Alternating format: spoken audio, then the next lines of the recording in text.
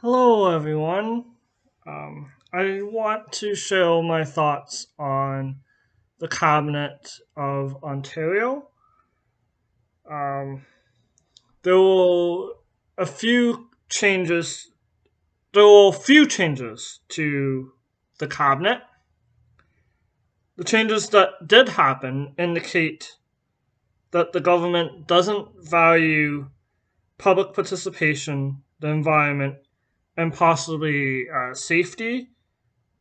Um, and this is because of a new ministry called Red Tape Reductions. Um, and I understand that there was some red tape, some regulations that could be changed to make things easier. But red tape is very generic, um, and it shouldn't be its own ministry, in my opinion. The Progressive Conservatives have a history of cutting um, safety, um, and this was cited as one of the reasons for Walkerton um, regulation, um,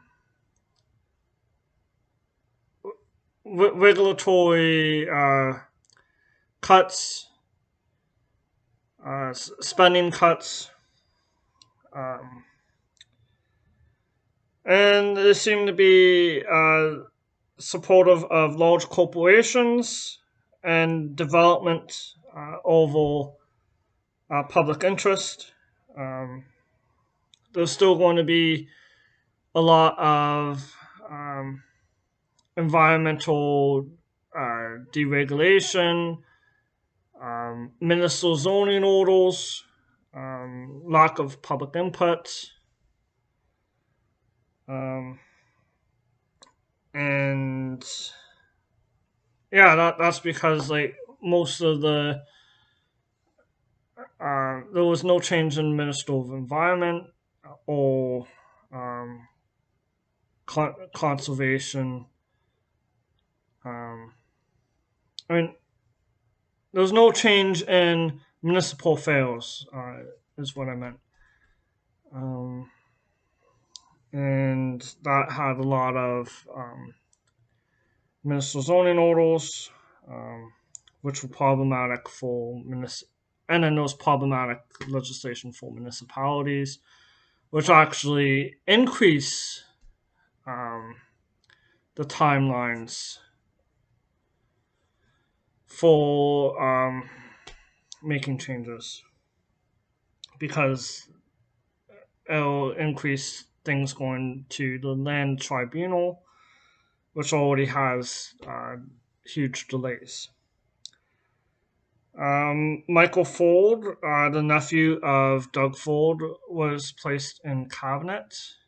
I do not believe that this was a move solely based on merit. The, there were all concerns there.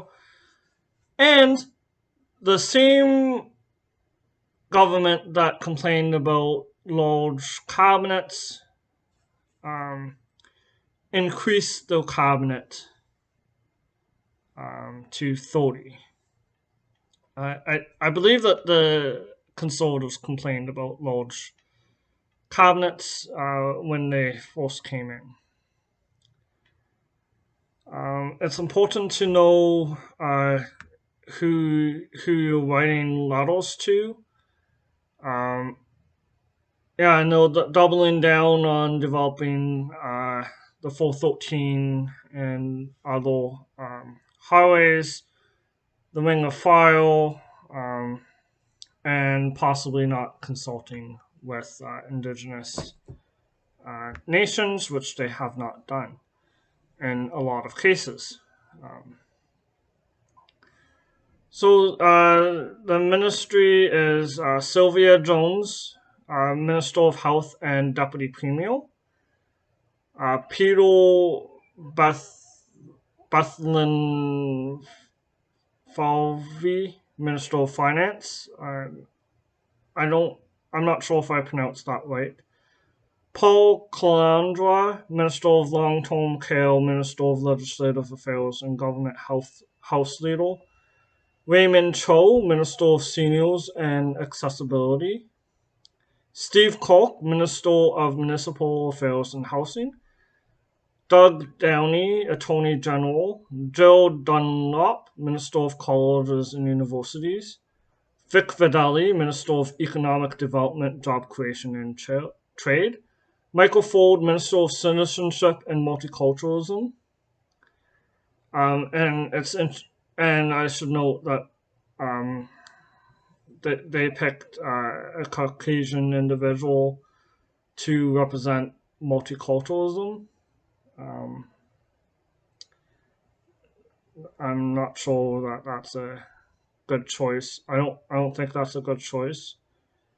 Molly Fullerton, Minister of Children, Community and Social Services.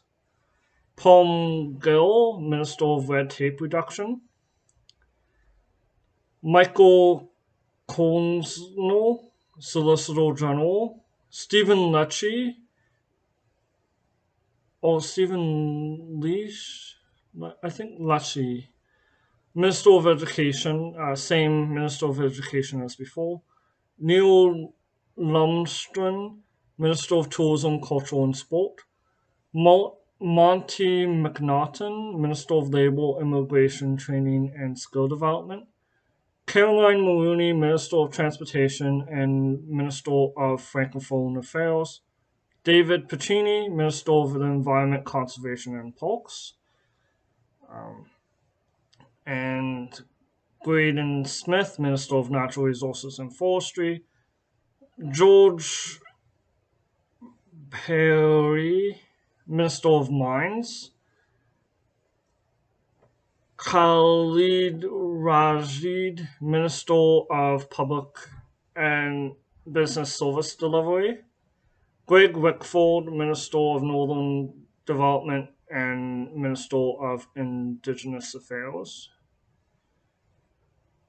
Prabmeet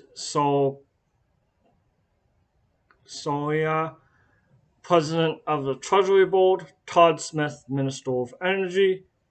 Kinga Soma, Minister of Infrastructure. Lisa Thompson, Minister of Agriculture, Food and Rural Affairs. Stan Chu, Associate Minister of Transportation. Michael Pulsa, Associate Minister of Housing. Michael Tibolo, Associate Minister of Mental Health and Addictions. Cholmeen Williams, Associate Minister of Women's and Social Economic Opportunity. So soon the government will have a throne speech, and that's where we will know more about the government's priorities. And after the throne speech, there will be bills in the legislature. That's important to watch.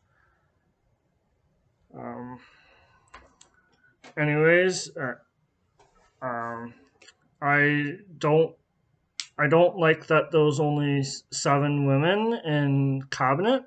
That's less than 25%. And there's only 7 racialized individuals. That's also less than 25%. So I don't believe that the government has attempted to reach gender parity at all. And I'm not sure that I haven't looked at how the math works out for racialized individuals in terms of percent of the population. But I do know that many of the policies, regulations, and acts will have a more negative impact on women and racialized communities. Um, at least that has been the experience from what I have understood. Um, yeah, yeah, not much changed. Um, it's disappointing that the environment isn't taken seriously, um, and public participation is not um, taken seriously either. Um, anyways, thank you for watching, and I look forward to making a new video